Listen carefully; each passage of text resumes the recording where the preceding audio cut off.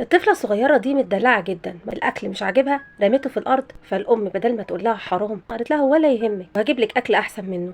فجي صاحب المطعم طبعا رمى الأكل ده في الزبالة. كان في واحد قاعد شاف الموقف ده فحاسب وجاي قايم يمشي، بيبص وراه لقى طفلة صغيرة بتدور على حاجة في صندوق الزبالة. فقال لها: بتدوري على إيه؟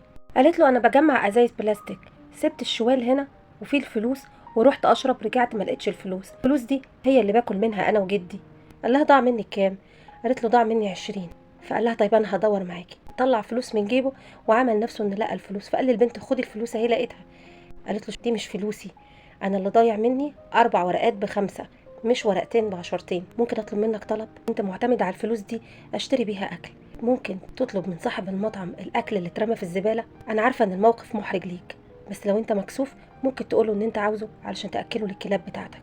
الطفله دي مسكينه، احمد ربنا على النعمه اللي انت فيها.